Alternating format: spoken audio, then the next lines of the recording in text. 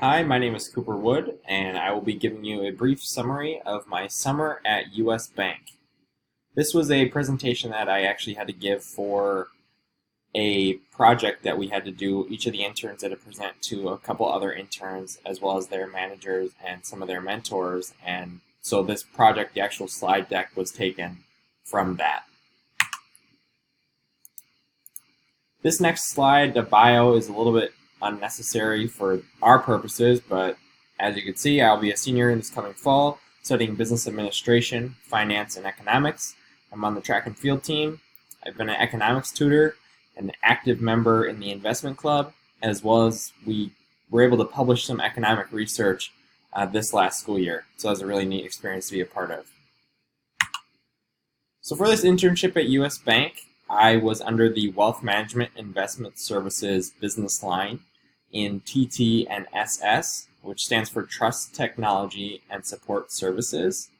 And within TT and SS, I was on the Trust Income team. The Trust Income team is made up of three smaller teams, first being DTC Debt Income, non-DTC Debt Income, and then Equity Income.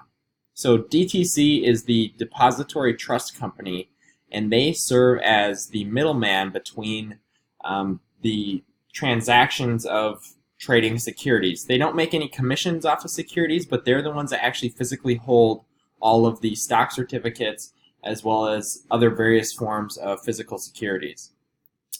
Non-DTC debt income, that deals with the Fed as well as mortgages and mortgage-backed securities. So DTC doesn't have to do anything with that.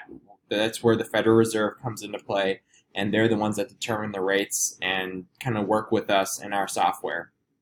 And finally, the Equity Income team, they deal with more equity securities such as common stocks,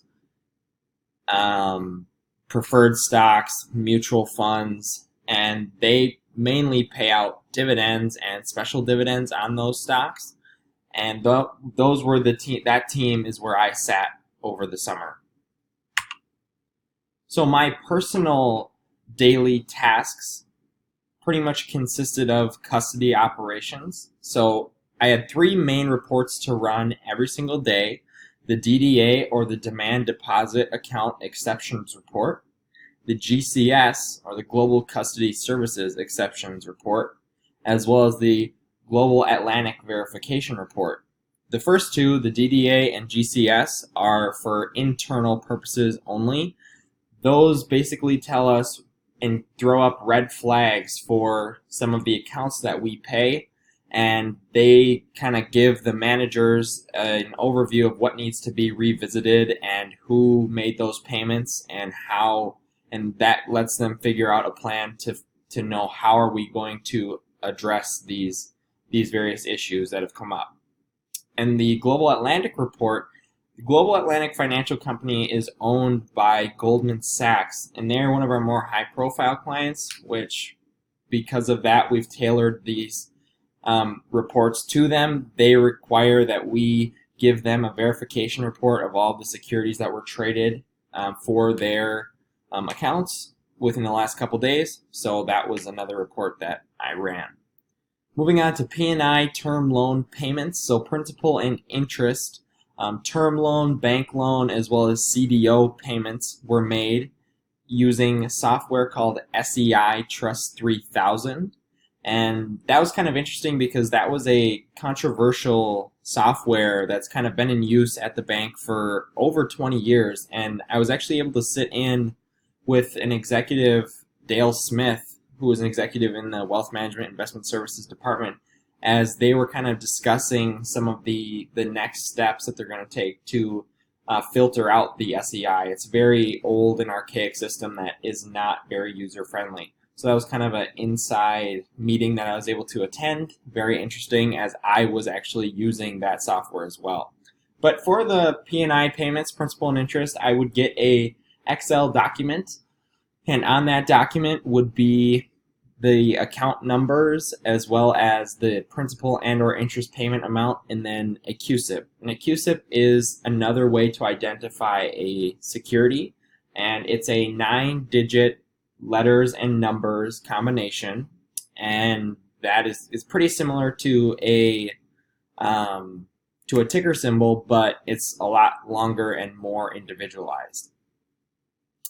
Next, we did some wire research in an internal software called Arcaria, and that was pretty much me looking at the inbound wires that we were receiving at the bank and claiming those wires. So that lets the general ledger know that we received them, and it marks it down on that end, as well as verifying the dates and the times that they came in to make sure that they were accurate and timely.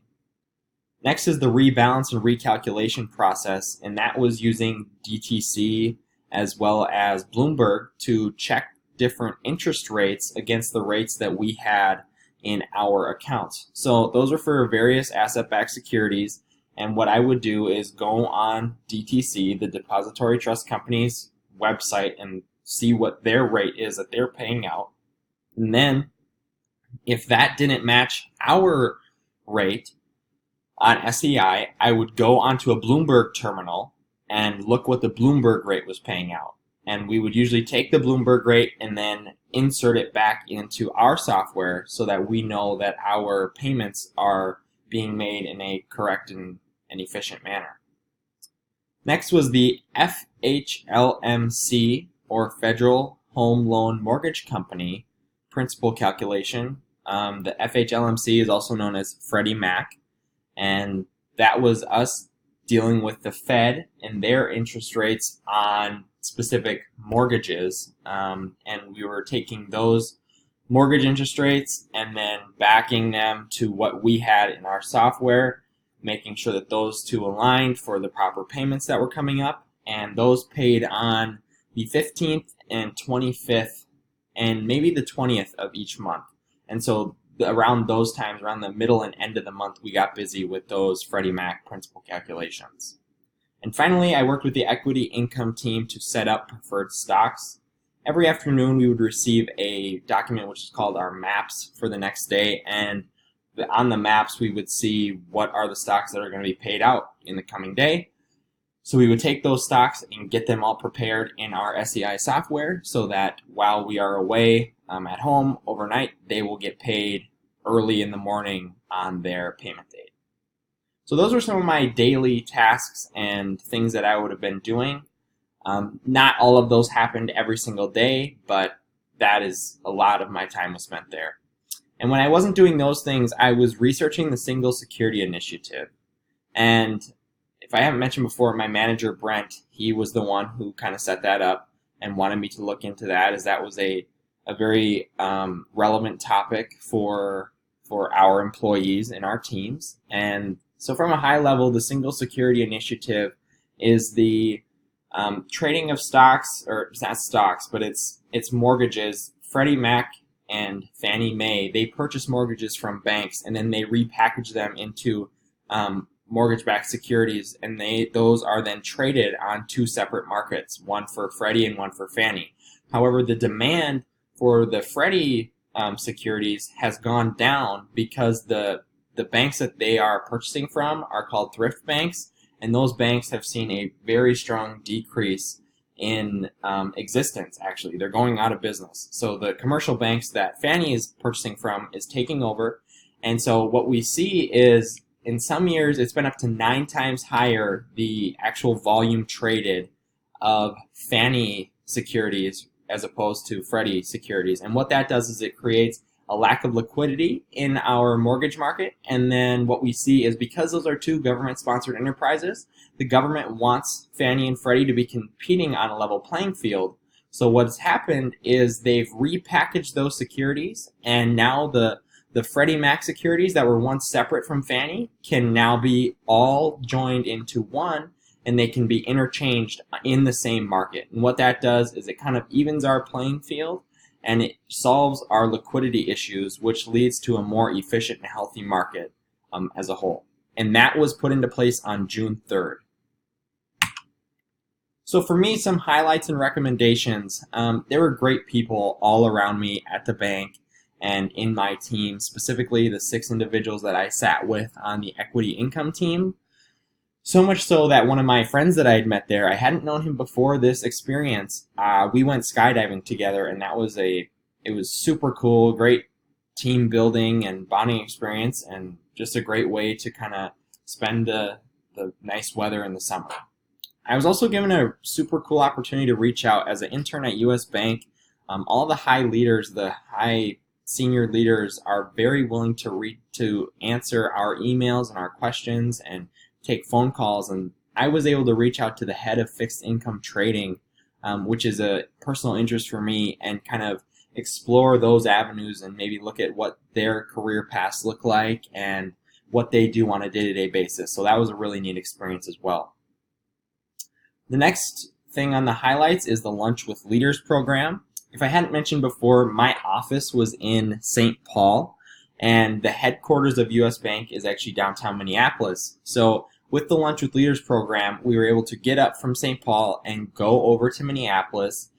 I got to do that 4 times, and we get to go to the headquarters up to the executive level boardroom and listen to these high level leaders at the bank, the executives at the bank, speak and answer our questions about may it be life or just advancing in a career, anything. And that was a super neat experience to get exposed to the leaders of the organization that we're interning at, as well as have access to ask them all sorts of questions. And for me, I got to meet with Gunjan Kedia, who is the Executive Vice President of Wealth Management.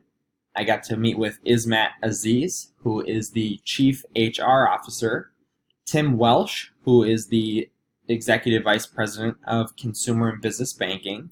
And then finally, we all got to meet with Andy Cecere, who's the CEO and President of the bank. And that was a really neat experience to get to hear from him and speak with him a little bit. And then the next thing is learning the process. I had no idea what it looked like from the point of view of a trust custodian, or really what a trust custodian was. And that was a really cool learning experience and educational opportunity just to be a part of for the internship, and being able to spend time in a specific department and learn all about their processes. And the trading of securities full circle was very, very insightful. And then finally, for highlights, the ability to collaborate. We were challenged in a case study for all interns in groups of 4, in teams of 4, and my team was made up of individuals from 2 in different Minneapolis offices, as well as 1 from Portland, Oregon. And this project was to be done remotely, so we were not able to actually meet face-to-face.